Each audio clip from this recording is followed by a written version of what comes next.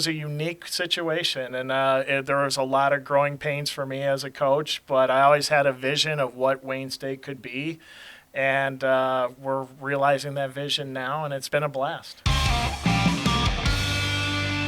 Hello, everybody, and welcome back to another episode of Warrior Weekly with myself, Brady Beedon. It is Wednesday, January 14th. Kevin Brechmacher joining me for the first and third segments, as always, and we cannot bury the lead here. You didn't go out far enough and say that the Wayne State women were going to beat Grand Valley, but you had a little more confidence than I think the average observer did with Wayne State's women's team going to play the number one team in the country, Grand Valley, the defending national champs, and they fall by a point. And I will just say, from what I've heard, maybe in what I saw, a little bit controversial. It wasn't the cleanest, but I guess we'll start with this. What does this say about this women's team? Because Grand Valley wasn't just beating teams. I think we used the term dump trucking teams last week. And Wayne State was blow for blow with them. Yes, Bisbal was out, who you can argue is their best player and one of many very good players on that team. But Wayne State went over there and nearly dethroned the Queens of the Court. They nearly did. They should have done that, honestly. What it said, to answer your initial question about the Wayne State women, is the Wayne State women can play with anybody in the country when they play their best basketball. And it also showed that Wayne State's women's basketball team is very deep, just like I thought they were, because they played most of the game without three starters, J.C. Tubergen, Gabby Luchka, maybe 2.5, because McKenna Ferguson played most of the game. She picked up a couple fouls in the second half, ended up fouling out with about 3 minutes to go. But they played down the stretch with three starters on the bench. Yeah, Grand Valley is missing, quote-unquote, their best player. But the thing about Grand Valley, and we talked about this last week, over the years, is they don't have usually just one standout player. No. They've got 6 or 7 girls who can play, and that's the case. Yeah, she didn't play, but again, if I'm wanting to be snarky, 3 of our better players weren't playing a lot of the game just for context, so there was only one player that played over 30 minutes, and Carrie Lore's not afraid to play someone 40 minutes in a game. No. That was Gabby Luchka, played 32. The second most minutes played was actually Emily Homan off the bench, which for the second big GLIAC game in a row, first one being Ferris, she's come off the bench and given some very quality minutes. She was great. She was outstanding. She was one of the best players on the court, and that includes the number one team in the country the entire game on Thursday night. We're down a point. We can talk if you want to about what happened to get to that point. We're down a point with 18 seconds left, and we're inbounding the ball right in front of my broadcast spot for a chance to knock off the number one team in the country. She comes over to inbound the ball. She kind of looked at me.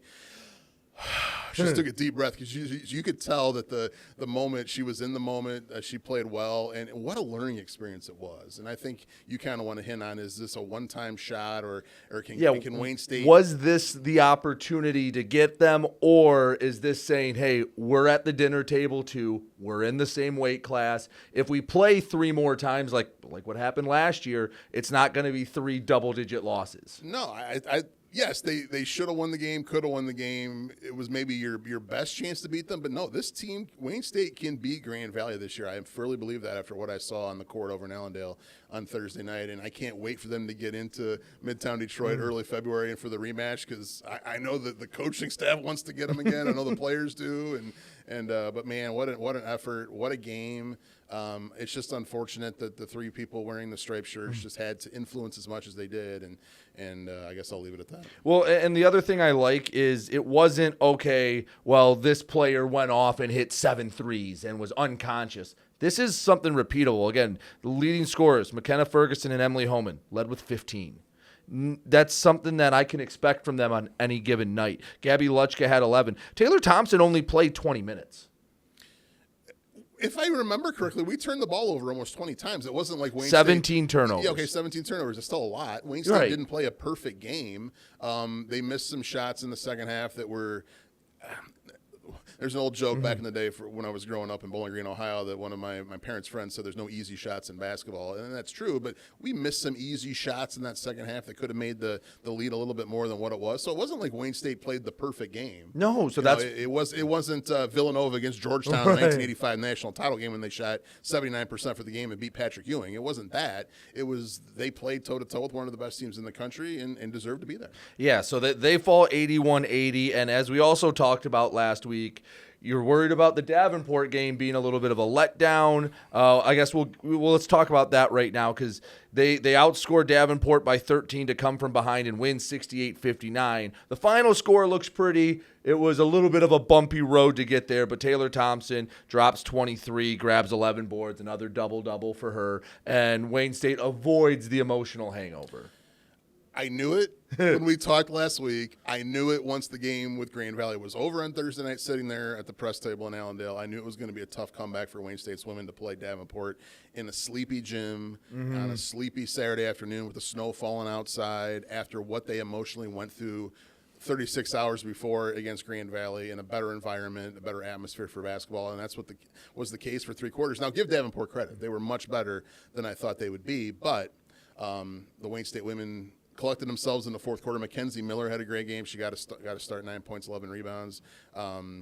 But hey, they got it done. They're 5-1. They're alone right now in second place in the conference, and that's exactly where they want to be, I think. Well, I would say the theme after this weekend is that the ceiling's higher than maybe what we thought it was a week ago. So maybe that builds a little bit of hunger. Now I think the key is you can't lose to a team you're not supposed to. And if you really want to challenge Grand Valley, that's what those elite teams do. They just beat the teams below them. And there's going to be some good teams coming up. We'll talk about that later in the show. The men, again, they split. On Thursday, they go to Grand Valley, and they fall 81-72. And it always felt like the Lakers kind of had them at an arm's length most of the game. Yeah, it felt like that. It was a traditional game over there that we've played the last 4 years where it's tight throughout, and whatever team's going to make the most plays at the end is going to win. It just felt to me like Grand Valley was going to be that team all game. We're down 3 with about a minute and a half to go, and we're playing defense. And you can tell Grand Valley is taking time off the clock. They want to get a shot late in the shot clock to take some time off the clock.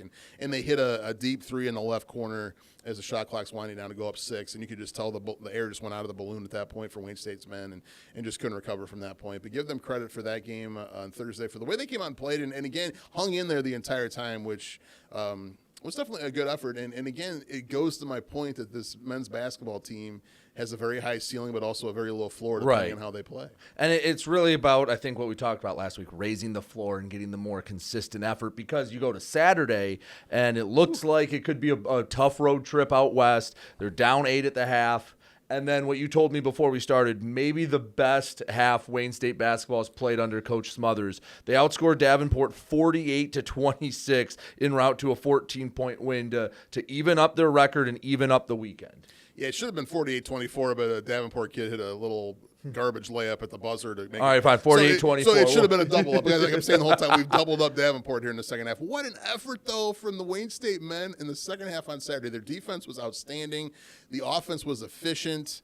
Jacoby Bush just continues to impress. The poise this redshirt freshman plays with. 14 off the bench. 14 off the bench, hit 9 straight free throws at one point in the second half. Jordan Briggs hit some free throws down the stretch to really ice the game. The game really wasn't close at the end. That's how much Wayne State pulled away down the stretch. But give them credit. Their defense was outstanding. Outstanding. Davenport did not hit 1 3 in the second half. They were over 11, I believe, and they were a good three-point shooting team. And it was a total turnaround from the first half to the second half. Cooper Craggs, transfer from Oakland, did a good job keeping Wayne State in the game in the first half, hit a couple 12 threes, off the bench. 12 points all in the first half to let Wayne State have an opportunity to turn things around at halftime. Because if you go into halftime down 15, 16 points, much tougher to come back from them down 8. But, hey, I'll tell you what, if the Warrior men can bottle up the effort that we saw in the second half, this is a team that can get one of those top 4 spots and host a game in the first round of the GOAC. Well, it's one of those great coaching moments because you can put the film on from the first half and go, this is what happens when you don't do what we need to do. And then the second half is, this is what happens when you do. Absolutely. And, I was talking to associate head coach Will Vergolo for our locker room report before the game on Saturday, and he basically said, hey, what I've learned about this team so far this year is when we play well, we can beat anybody. When we don't play well, we can lose to anybody. And we've kind of said that the last couple of times here in this chair, and that's the case for Wayne State. But, again, learn from this. Now you finally get to play. We'll talk about that in the next segment, but finally get that chance to play some games at home. You take advantage before you go up north in 2 weeks to take on 2 really good ball clubs. That's for the women, too. Yeah. I mean, this is going to be a heck of a road Again, trip. we said anytime you go to the UP, it doesn't matter the sport. It's not going to be It's easy. tough, but Northern Michigan and Michigan Tech, both on the men's and women's side, are excellent basketball teams, especially on the men's side. So if you can get 2 wins at home coming up this week, we'll talk about that a little bit later, but you're right where you want to be after the first round of the conference. Again, with all these home games coming up in February, you got to love it. All right, real quick, we also had some swimming and diving over the last week, 2 meets. First at Calvin, the women fell to Calvin 128.5 to 111.5. You had Ellie Belmore with a win in the 400 IM, 1 meter diving win for Alicia Viachis, 100 meter free. Kate Rhodes picked up a win, and 3 meter diving, Alicia picked up a win there as well. Then on Saturday, they fell to 6th ranked Grand Valley here at the Natatorium. Yeah, it's never They're good fun. and everything, aren't they? It's Grand never, Valley. yeah. They're good It's and kind, everything. it's kind of annoying, isn't it? Yeah, it is. But Danica Fessenden got a win in the 200 fly, and Belmore again in the 100 fly, and Alicia again in the 3 meter dive picked up wins. And the men's went to Calvin, and they got the win over a nationally ranked D3 team. And you know, sometimes there's not that much of a gap, especially when they're a top 10 team in Division 3. They won the 400 medley. They won the 1,000 free with Will DeBro, Gabriel Arias with the 400 IM, and 1 meter divings from Matt Wozniak and Xavier Hawkins. 100 fly by Lorenzo Tassinari. Pardon me if my Italian wasn't up to snuff. I did take it here, but that was longer ago than I want to admit. And Max also won in the 3 meter dive, a 200 free relay win for the Warriors, as well as they got the win against Calvin. But unfortunately, they fall to Grand Valley as well on Saturday, 172 to 128. The 200 medley won again. Olin Scharnstrom won the 200 free. Gabriel Arias at the 100 back got the win. Max with another win in the 3 meter dive, Max Wozniak. Arias with the 200 back win. Max with a 1 meter diving win, and Arias in the 200 IM. And that's a perfect segue because Sean Peters came in, and we had a great conversation with him. I could have talked to him for an hour. We have about a solid 20 few minutes, and 3 decades here for Wayne State. He's done a great job. So up next, you'll hear my interview with Wayne State swimming coach Sean Peters. All right, very special guest joining us now on Warrior Weekly with Brady Beedon, swimming coach here at Wayne State. Sean Peters, coach, thank you so much for joining us. A lot to go over. A very long list of accomplishments for you. Multiple-time national champion if you include your swimming days and as a coach. You've coached, if you go through down to honorable mention, I think over 500 All-Americans, 24 Hall of Famers. The first 2 minutes of this could be just me listing your accomplishments and resumes. So we'll start off. First of all, thank you for coming in here and coming in now into your 29th year at Wayne State. I guess we'll just start at the beginning. How did you end up at Wayne State, and what was that journey like? Because you're local too here, from Fraser? That's correct. And then swam at Oakland, very successful there. How'd you end up at Wayne State? Well, first off, thanks, Brady. I really appreciate you having me here. Of course. So interestingly enough, when Oakland was going Division I, I was their assistant coach during their Division II days after my career there, and just in my heart I wanted to continue to be Division II. There was just something about the Division II model that's really spoke to me, and the thing that I really enjoyed about Division II is that the whole conceptual idea of we're still a student athlete in many regards. You're out there, you're trying to get a career, putting classes first, and you're still working hard and trying to balance sport life with that. And so I wasn't ready to give up on Division II. And so when I originally came here to Wayne State, I was supposed to be the graduate assistant. Yeah, that's a little different. That was very different. So the head coach, and he's a great friend of mine, an alum here, Matt Deegan, in August, invites me to the Bronx bar over here on Cass, and he was like, "Hey, let's go over some things." So I go meet him up at the Bronx, and he's like, "You want anything, a beer and everything?" I was like, "Sure." And so he's like, "I'm leaving." It was like, "Here's all the stuff that you need to do before the season starts in a month." So he has this box with him, and so I'm like, I'll have 2. And you were how old at this time? I was 24. So you're 24, Yeah. And you thought, okay, I'm going to be the GA. I'm going to learn some things, kind of, no pun intended, get my feet wet with this. And then you go, nope, here are the keys to the car. It's yours. And we were talking about this off the air before we started. You were at both programs at the same time. Yeah. And you said at the time, maybe not as common as it was now to be both the men's and the women's coach simultaneously. That's correct. Like at the time, like even at Oakland, my mentor was just the men's coach. There was a women's coach there as well, great guy. And but to be both, and then really to be like only 2 years older than my oldest swimmer, it was a unique situation, and there was a lot of growing pains for me as a coach. But I always had a vision of what Wayne State could be, and we're realizing that vision now, and it's been a blast. So that's what? That's August of what? 1996. 97. Yep. You get told, okay, 24-year-old Coach Peters, you're getting the reins. What do you do after that meeting where you realize, oh, I am now the guy guiding this program? It was funny. I go home, and my dad is looking at me, and he sees that I'm pale, and he's like, what happened? And I was like, I just got named head coach, and he's like, you want to talk about it? I'm like, no, I'm good, but there was a lot. I mean, at first I wasn't even sure that's what I wanted to do. I came here to really be an educator, and that was where I saw myself.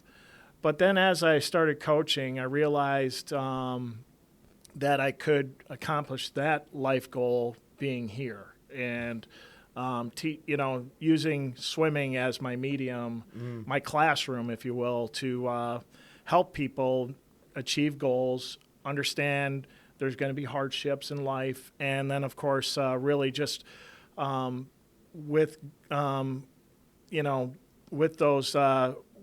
that comes triumphs, and the triumphs are what keeps me coming back. I mean, watching people that have no concept of what they're truly capable of in the pool, and then after a year's time, 4 years' time, they're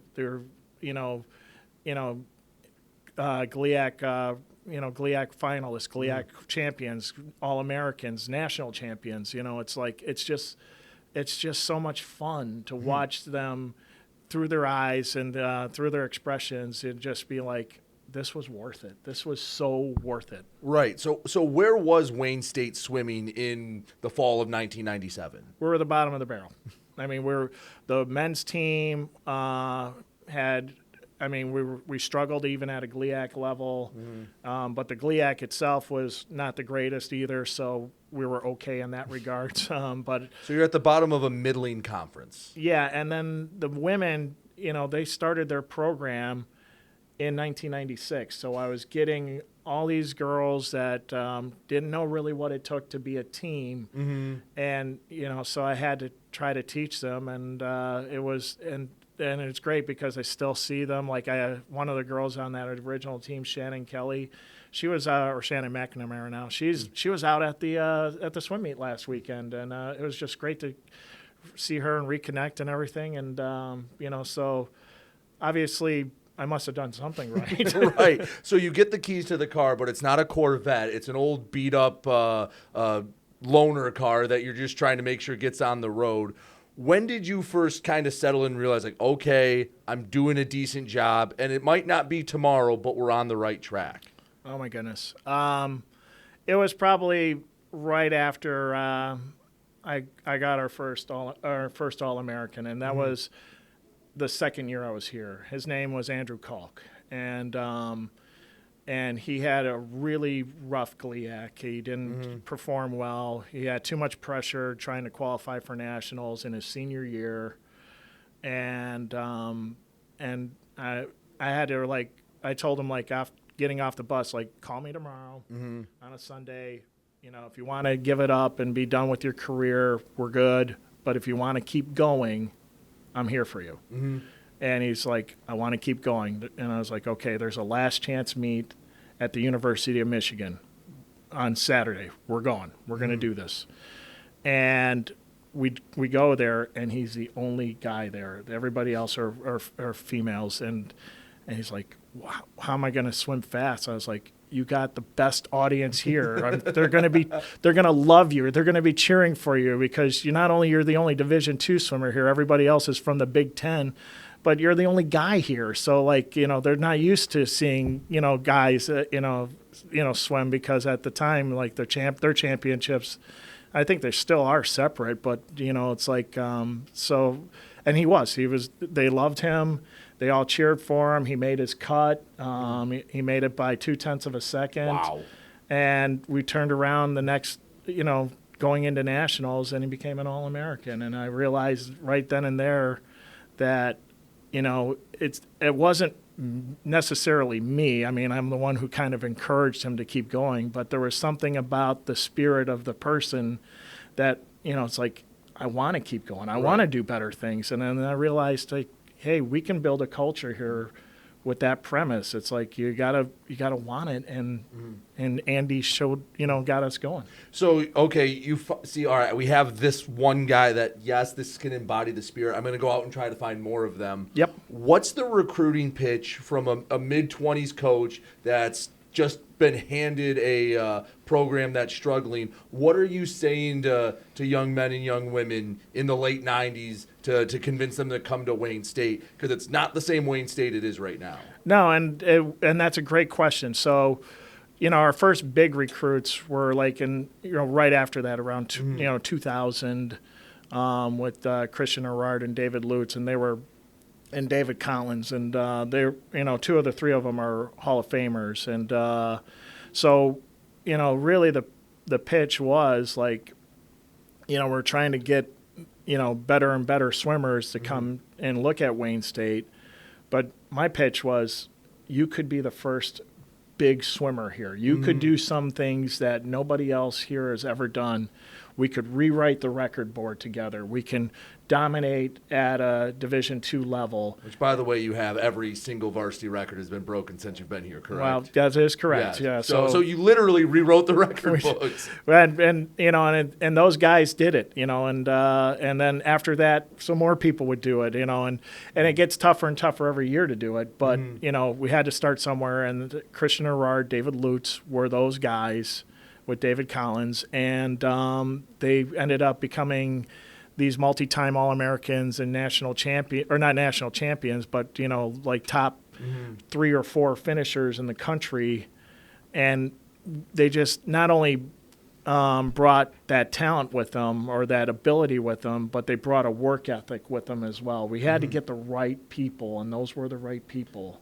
Well, you obviously found it pretty quickly because as you get into the 2000s, now you're starting to rack up GLIAC honors. The team success is starting to show up. All these awards are coming in. So now you're rocking and rolling. At what point did you go, okay, we're established. Now we can take the next step, and now we can go for the ultimate prize. We can start competing for national titles, both as individuals and as a team. I got to say that would probably be around 2008. So... at some point, we had, in 2008, we had our first national championship relay, and then the breaststroker on that relay was a national champion, and the first one in swimming history. His name was Christer Tor. He was from Sweden, but he was also a national record holder. And so I realized then that there's like okay, so I was one relay, one individual, but we're ready as a team to take that next leap. And so during that segment, we had, like a transfer swimmer from University of Kentucky. His name was Sean Smith. They basically told him, we don't want you here anymore. And I recruited Sean out of Bay City, and he was like, okay, Sean, just give me a chance, okay?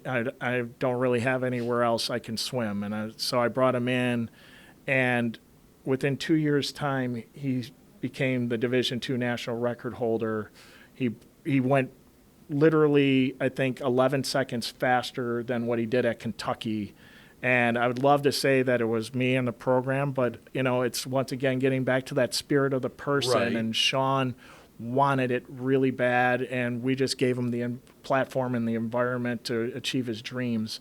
And that is infectious. Then other swimmers are now starting to believe that they can break national records, that they can win it all and everything. And then it transferred over to the women's side with Ashley St. Andrew being a year later being our first female national champion, and she's a Hall of Famer and still has records on the record board. And it's like it was just a terrific launching point for us, and especially in 2009 where both teams ended up second in the country, and we came out of nowhere and everybody was just like, okay, Wayne State is for real. Right, and thinking 10 years earlier, you were just given the program saying, yeah, figure it out, and you're at the bottom of the conference, and a national title wasn't even really a thought. Nope. And then the women kept stringing second place finishes, but it wasn't until 2012, and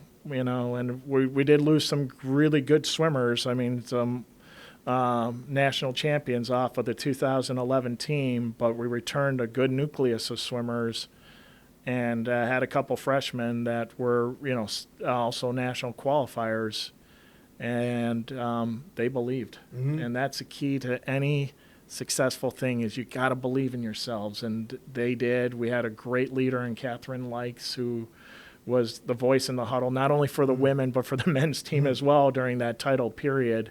And my assistant coach, Gloria Martinez Perez, she was a new swimmer on the team and helped, give us a lot of power in her races. But we had a special girl on that team, Ana Carolina Zambuja.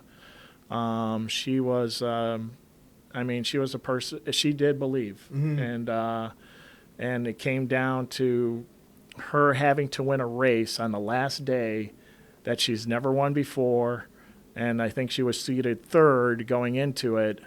But the person that won the race won it every year of her career. And I basically told, Carol was like, if we're going to do this, you have to do this. You have to win this. And she's like, okay, I'll go win it. And she had a very meek and humble approach to her off the pool deck. But, man, when she swam, she just she set it up beautifully, and she took care of business. And I was like, we can do this. Right. That's awesome. So I want to ask you a little bit about the coaching side of, because obviously you built it up, you built the culture and everything. Now, a lot of just casual sports fans out there are used to the strategy and what the coach's role is, where in football they're designing the play, or in basketball they're making substitutions, baseball, softball, hey, taking the pitcher out, what to do, pinch hitting. What is the coach's role in swimming? Because obviously you put them in the event, but once they're in the pool, they're in the pool. So what's the coach's role? What's your role in making a program what it is? Well, that's a great question. Obviously, I don't have a whiteboard. Right. I'm not going to be drawing up plays. It'd be like, okay, go that way, come back. Do it as fast as you can. Yeah, exactly. But what I really try to do is, before the race or before the meet, I try to get them in the right frame of mind. We go into our little huddle like every program does. Maybe some coaches have the approach like, okay, you need to box out here, you need to run the ball here, you need to do this, or, we got to work on our play action. For me, it's like, hey, you've done the work. Okay, believe in yourself. You've done everything I've asked you to do. You're ready to swim fast. Don't look in yourself and say, oh my goodness, I'm behind the blocks, I'm so nervous. Just let it out and trust yourself. Trust in everything that you've done so far, and trying to get them in the mindset of like, hey, I believe I can do, swim faster than I ever have in my life, because I am working harder than I ever have in my life. And if you work hard and really have a good support network with your teammates, I think you're going to have a successful program. So a lot of your work, I'm assuming, comes in practicing in the off season, getting them ready for meet day. At meet day, you just go, guys, I've done what I can. It's up to you now. Absolutely, and then afterwards, I can give them some feedback. I can show them, their races a little bit, and kind of like, okay, here's where we could add in another dolphin kick, or we slowed down a little bit into this wall where we could have accelerated a little bit, faster. But I'm always like, after races, that's where I give the feedback. But before the races, I don't want them, over analyzing things. Right. I don't, I had this one swimmer who was an All-American, a few years ago, Luca, and he's a great guy, extremely smart man. But he would, was so, it was like paralysis by analysis sometimes, and he would just, talk himself out of big things. And then sometimes I'm like, hey, it's okay to cowboy up sometimes, it's, don't overthink this. We're just swimming. It's fun. Go have fun, So one other thing I noticed when you look at your roster, you're going through and it's, this person's from Macomb, they went to Dakota, this person's from Oxford, from Farmington, and then you'll see Italy, Turkey, Tunisia. How do you recruit the international? Because everyone understands, hey, you can drive up to Dakota and knock on a door and say, hey, yeah, I'm Coach Peters, nice to meet you. How do you recruit someone from Italy, from Tunisia, from all over the world?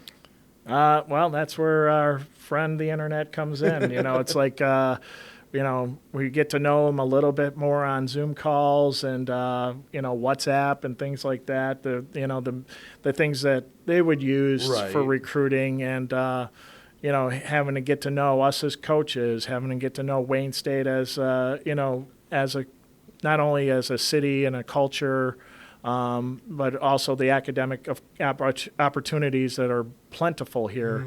And then, of course, the team, hey, I certainly have a good vibe with what's going on with my teammates here. And so, and that's the thing is a lot of times with international students, they don't have that team culture necessarily that goes along with their swimming. I mean, a lot of their swimming is for themselves. And they come here and, they're doing cheers. What am I supposed to do?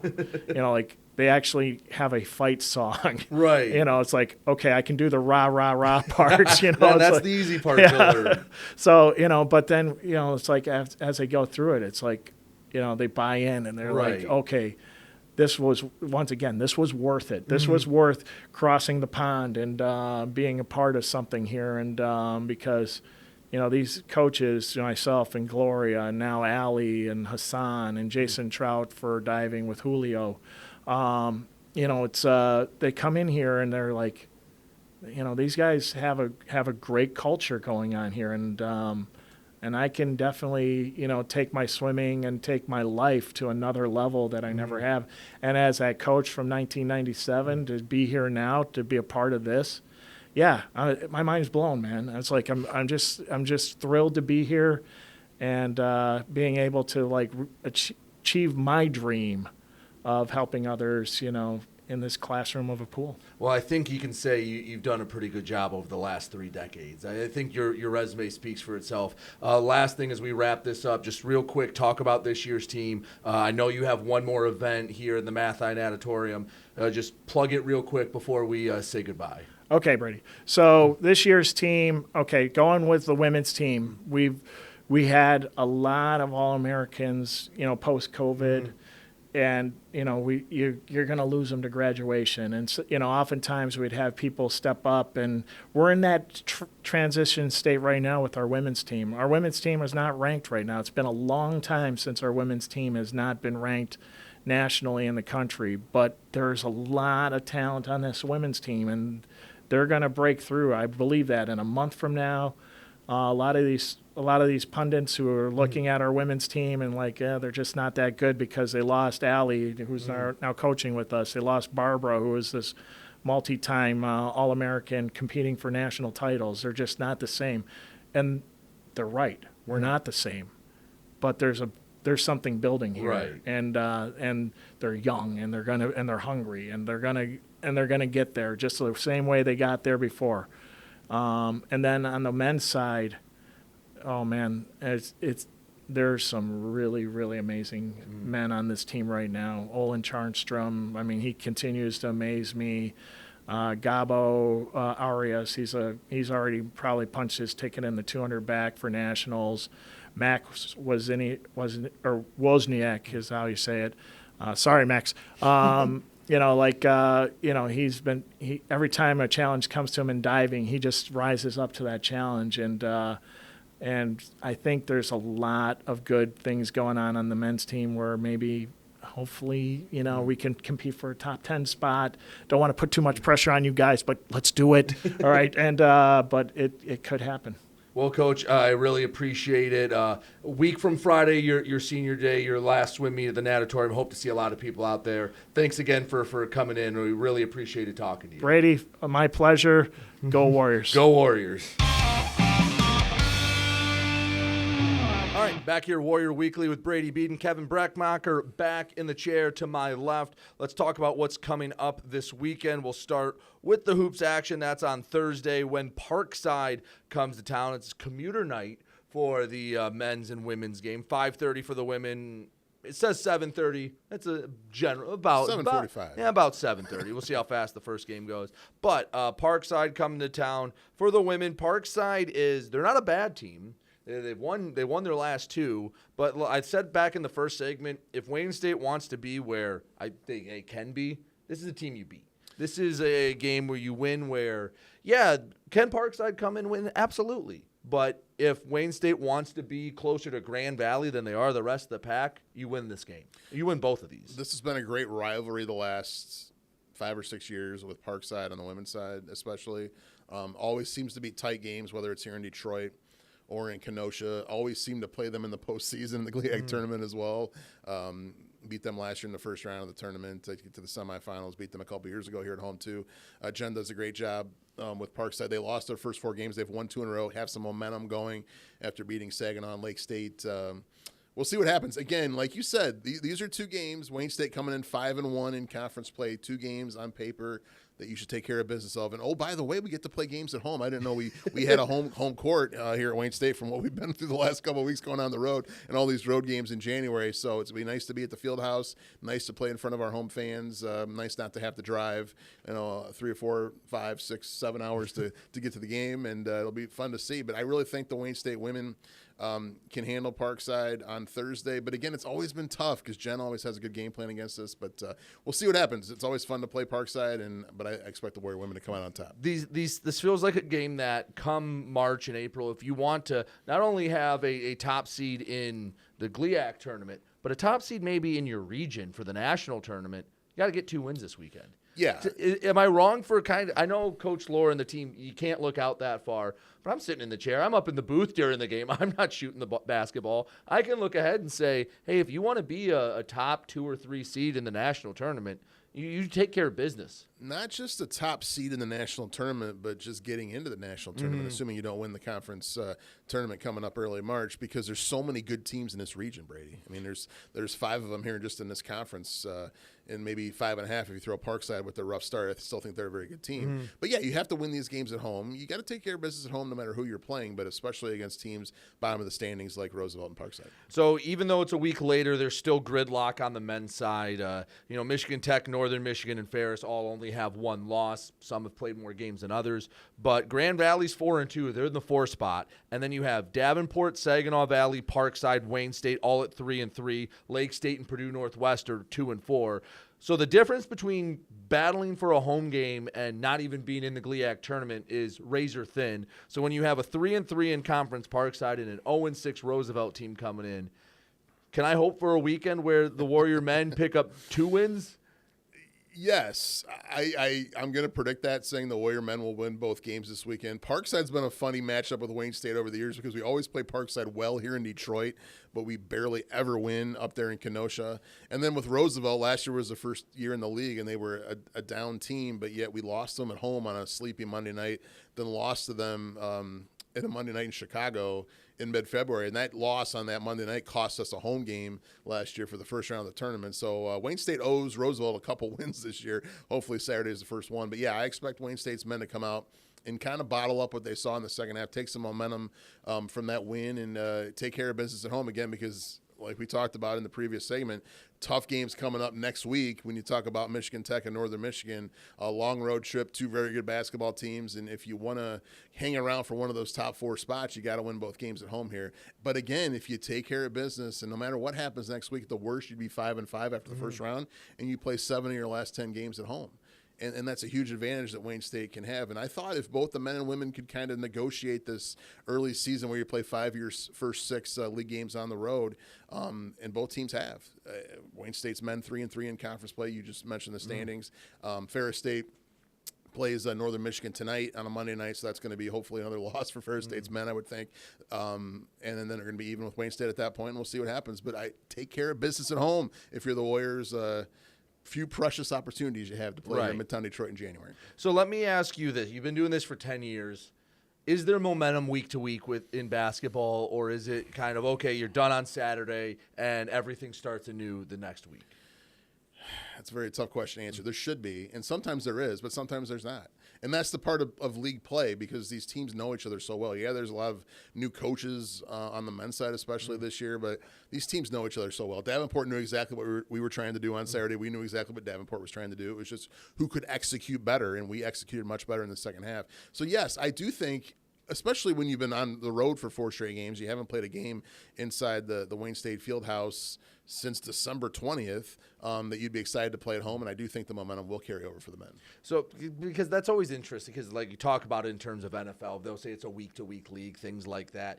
And it's always hard to tell because sometimes good teams are just good. So they just keep playing well. Yeah. And sometimes you hit a rut, and it's hard to find your way out of it. I guess it works for the women, too, because, yeah, they had to wake up for that Davenport game, but I'd like to see them come back and almost have the business-like approach where for them, they're not on top, but they're battling with the other team on top. So I think that game kind of put a target on their back a little bit.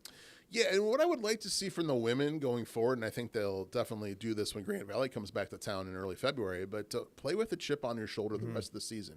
Knowing you got screwed over there in Allendale, you should have won that game. Let's use that to our advantage the rest of the year. Let's go out there and play like, hey, nobody wants us to win, whether it's the officials, whether it's the rest of the league. Nobody wants us to win. Grand Valley is the creme de la creme, as I called them, even though they had an iPad about this big for the replay review over there. It's kind of surprising at Grand Valley. But hey, use that as a chip on your shoulder the rest of the year. Let's go out there and just prove everybody wrong because this team, again, wasn't picked in the top 4 of the preseason poll. They were picked 5th. Right. So use that as a chip as well. A lot of things on your shoulder chip-wise you can use the rest of the year to keep moving up the standings and hopefully solidify yourself a top 4 spot and maybe an NCAA tournament berth. And again, for the men, just a nutshell, I think this is a weekend where you can raise the floor a little bit. Get a couple of wins because right now basically everything's dead even, like almost down to the points scored versus points allowed. It's pretty darn close. Yeah. Where it's again 1 step forward, 1 step back. Let's get 2 steps forward this weekend, and I know that's easy for me to say, but what do they need to do? What would you want to see this weekend for them to come back 2-0? Defense. Defense. Got to keep playing defense. Second half against Grand Valley was their worst defensive effort since the first of the year. And maybe the first half against Davenport, but take away that, the other 6 halves they played on the road since the first of the year, they've been great defensively. Keep that going because defense travels. Whether you're playing at home or on the road, defense will travel. Continue to be balanced. We had 5 guys in double figures on Saturday in that win at Davenport. There's no standout scorer this year for Wayne State. There's nobody going to go out there and score 40 points. Right. You need balance. Keep getting balance, but keep the defensive effort up. You keep playing defense, you can win a lot of games. So again, Thursday is commuter night. They have an ice scraper giveaway. Yeah, exactly. Could use that next week right. North at Michigan Tech. And exactly. 5:30 for the women, 7:30 for the men. You hear that on the Warrior Sports Network, or you can watch it at home because it's on Flow. We're at home, so we have the broadcast as well. Saturday, 1 o'clock, 3 o'clock, same thing. It is fall sports letter winners will be recognized for the women, and the student athlete of the year for 24-25 will be recognized during the men's game. Other action going on in Wayne State. Women's track and field actually gets going. A couple of programs heading down to Findlay. That's on Friday. So they did have competition last month. This is really the start of what they call their championship season. So track and field going down at Findlay. You mentioned this. Men's tennis is pretty excited. They're going over to Kalamazoo for an exhibition against Western. They are. I had a chance to talk to head coach Brian Morrow for the halftime show on Saturday at Davenport. He's excited to go. He mentioned the game, or the match, I should say, coming up at Western Michigan on Saturday. But it's hard to believe the spring sports are starting to kind of fall out of nowhere and start here. It's going to be we're going to be talking. We're going to be playing baseball here pretty soon. And unironically, I think the first games are less than a month away. They are. Yeah, down in Tennessee. Yeah, weather permitting, of course, as RK will always say. Yes. Yeah, their first games are scheduled, I think, February 7th and 8th. Which basically they're starting their quote-unquote spring training right now, which is, Yeah. Other winter sports, though, swimming is down at Findlay. Swimming has that odd calendar. I didn't get a chance to talk to Coach Peters about it, but they'll have, like, in December, they'll have one meet, in November one, and then it's like bang, bang, bang, bang, bang, 4 weekends in a row, and now it's time for GLIACs. So they're going down to Findlay as well. Not that far of a drive. That's usually a pretty easy one. 2 hours. Yeah, we had to do it for football. You did it for basketball. It's a very easy. If I'm driving about 140, but if Jeff Weiss is driving about 2 hours. Yeah, well, 2.5 maybe.